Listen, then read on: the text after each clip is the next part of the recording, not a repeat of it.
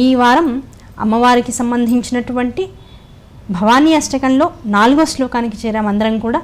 శంకరాచార్య వారు మనకి ఇచ్చినటువంటి అద్భుతమైనటువంటి స్తోత్ర రాజాల్లో భవానీ అష్టకం అనేటువంటిది అత్యద్భుతమైనటువంటిది అనే చెప్పాలి. మనకున్నటువంటి ఈతి బాధలు, మనకున్నటువంటి కల్మషాలు, మనకున్నటువంటి వికారాలు, దాంతోపాటు మనలో ఉండేటువంటి అసక్తత, వీటన్నింటినీ కూడా అమ్మవారి ముందు పూజా పుష్పాలుగా 8 పుష్పాలుగా వ్రేల్చి ఆ 8 పుష్పాలతో చేసేటువంటి పూజనే చిన్నపిల్లవాడు తన తల్లికి చేసేటువంటి పూజగా భావిస్తూ ఆ తల్లి మనందరినీ కరుణించేటువంటి ఒక అద్భుతమైనటువంటి అవకాశాన్ని మనకి ఈ స్తోత్రం ద్వారా ఇచ్చారు. కనుక శంకరాచార్యుల వారి పాదపద్మాలకు నమస్కరించుకుంటూ ఇవాళ 4వ శ్లోకంలోకి అడుగుపెడదాం. నజానామి పుణ్యం నజానామి తీర్థం నజానామి ముక్తిం లయం వా కదాచిత్ నజానామి భక్తిం వ్రతం వాపి మాత గతిస్త్వం గతిస్త్వం త్వమేకా భవాని.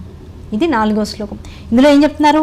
అమ్మ భవాని, పుణ్యకార్యములేవి కూడా నేను చేయలేను, అవునా కదా? నాకు పుణ్యకార్యం అనేటువంటిది జీవితంలో లేదు. పుణ్యం కోసం ఏం చేశాను?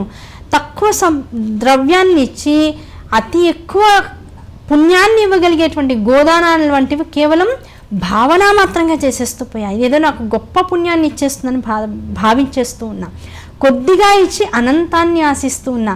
అది నీ పట్ల భక్తితో చేశానా? కాదు, లోభత్వంతో చేశాను. చేయకపోతే ఇక్కడ జగత్తులో ఉండేటువంటి మనుషుల మధ్య పలచనవుతానని పుణ్యకార్యాలు చేశానే కానీ అమ్మ ఈ పుణ్యాలేవి కూడా సరైనటువంటి స్థాయిలో నాకు అందమనే విషయం నాకు అర్థమైపోయింది. కనుక పుణ్యకార్యము లేదు నాకు. అలాగే తీర్థసేవ లేదు. ఒక తీర్థసేవ ఒక యాత్ర వెళ్ళాను అంటే, ఒక నదికి వెళ్ళి లేకపోతే ఒక నదమునకు వెళ్ళి ఒక మునిగి రావాలి అంటే ఏం చేశాను? నాకు కావాల్సిన సుఖాలన్నింటినీ ముందే ఏర్పాటు చేసుకుని వెళ్ళా. నేను సంపాదించేటువంటి డబ్బుతో అన్నీ కూడా నాకు సుఖంగా అలవడేటట్లుగా చేసుకుని ఎక్కడా కూడా భావన భక్తి యందు లేక కేవలం గొప్పలకు హెచ్చులకు పోయి మాత్రమే తీర్థసేవనం చేసి వచ్చాను. తీర్థయాత్రలన్నీ కూడా అందుకే చేసి వచ్చాను. అంతే తప్ప నీ పట్ల నాకు నిష్కల్మషమైనటువంటి భక్తి మాత్రం ఎక్కడా కూడా లేదు తల్లి. నీ కోసం నేనేం చేయాలా? నా కోసం ఒక దానం చేసినా, నా కోసం, నా పిల్లల కోసం, ఒక తీర్థయాత్ర చేసినా, ఏదో ఒక మంచి ప్లేస్లో కాసేపు 4 రోజుల పాటు బయట తిరిగొద్దామనేటువంటి యావే తప్ప, హాయిగా లగ్జరీస్గా తిరిగొద్దామనేటువంటి కాంక్ష తప్ప, అమ్మవారిని చూడాలి లేకపోతే అయ్యని దర్శించుకోవాలనేటువంటి కాంక్ష ఎక్కడ కూడా ఇసుమంత కూడా లేదు. కనుక ఒక తీర్థసేవనము లేదు, అలాగే ఒక పుణ్యక్షేత్రము లేదు, ఒక పుణ్యకార్యము లేదు తల్లి. దాంతోపాటు మోక్షోపాయాలు ఏవి కూడా నాకు తెలియదు. ఇలా చేస్తే దీనివల్ల నాకు ఆనందం కలుగుతుంది, దీనివల్ల మోక్షం లభిస్తుంది అనే విషయాలు నాకు తెలియవు.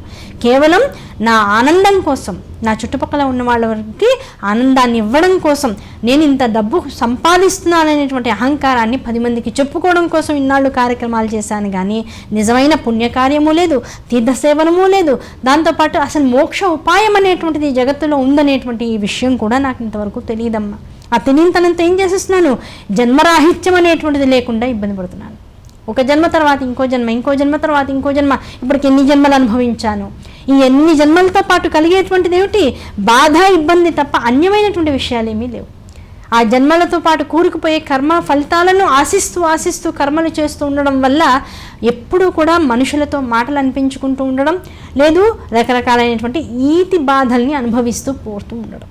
ఆ డబ్బు ఒకడు కాజేశాడంటే వాడిని తిట్టుకోవడం, దాంతో డబ్బుని అతిగా జాగ్రత్త పెట్టుకుంటూ ఉండడం, నా అనేటువంటి విషయాల పట్ల ఆసక్తిని పెంచేసుకుంటూ ఉండడం, దాన్ని ఎవరికి కూడా ఆ వస్తువు అనేటువంటి దాన్ని ఎవరితోనూ పంచుకోకుండా ఉంటూ ఉండడం. ఎప్పుడైతే పంచుకోకుండా ఉండిపోయానో ఇప్పుడు ఉన్నదంతా నాకే ఉండిపోయింది, కానీ ఆ ఉన్నదాని వల్ల నాకేమాత్రం సుఖం లేకుండా పోయింది. ఆ సుఖం అనేటువంటి దాని విషయం ఎలా పొందవచ్చో కూడా తెలియనటువంటి వాడిని కనుక నేను మోక్ష ఉపాయాలు కూడా నాకు తెలియవు. దాంతోపాటు జన్మరాహిత్యం ఎలా పొందాలో కూడా తెలియదు. ఇవేమీ తెలియని వాడిని. అలాగే భక్తి మార్గం అనేటువంటిది కూడా నాకు తెలియదు తల్లి. అసలు భక్తి అనేటువంటిది ఏమిటో, అసలు ఆ భక్తి ఎలా ఉంటుందో, ఆ భక్తి అనేటువంటి మార్గాన్ని అనుసరిస్తే నీ దాకా నేను ఎలా చేరగలుగుతానో, శాశ్వతమైనటువంటి ఆనందాన్ని ఎలా పొందుతానో నాకు తెలియకుండా అయిపోయింది. కనుక ఈ తెలియనటువంటి తనం ఏం చేసింది? ఏ వ్రతాల్ని నాతో చేయించలేదు, ఏ పుణ్యాల్ని నాతో చేయించలేదు, ఏ దేవకార్యాల్ని నాతో చేయించలేదు. తెలియనితనం అనుకున్నాను. కాదు, ఇది తెలియకపోవడం కాదు, నాకు తెలిసినటువంటిది సుఖం ఒక్కటే.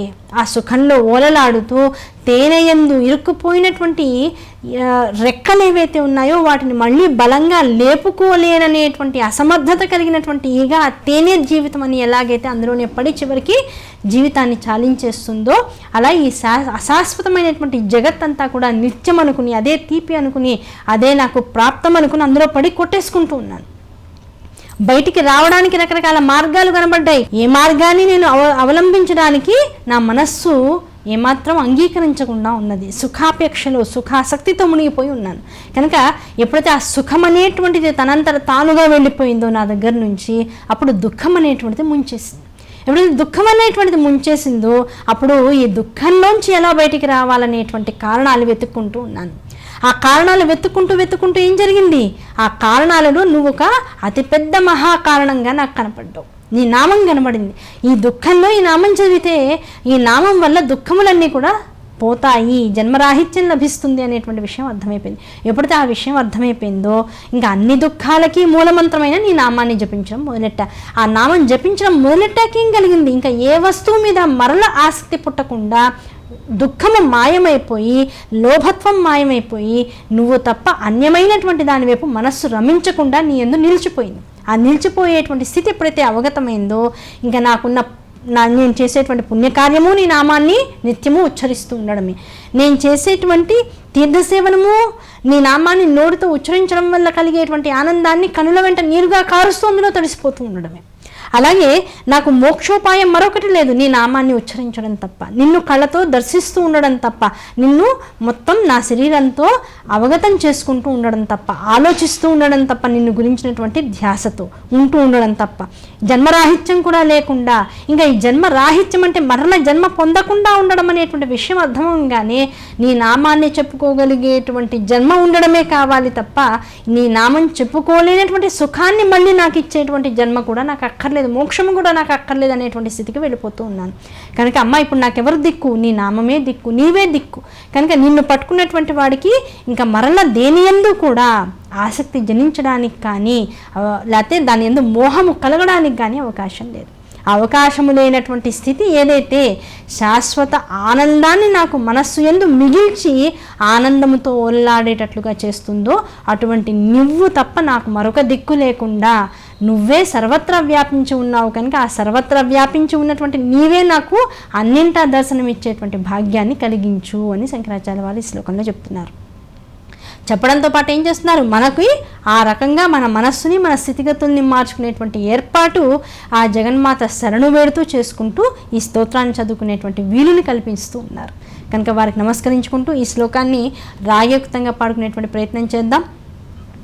న జానామి పుణ్యం న జానామి తీర్థం న జానామి ముక్తిం లయం వా కదాచిత్ న జానామి భక్తిం వ్రతం వాపి మాత గతిస్త్వం గతిస్త్వం త్వమేకా భవాని గతిస్త్వం గతిస్త్వం త్వమేకా భవాని గతిస్త్వం గతిస్త్వం త్వమేకా భవాని.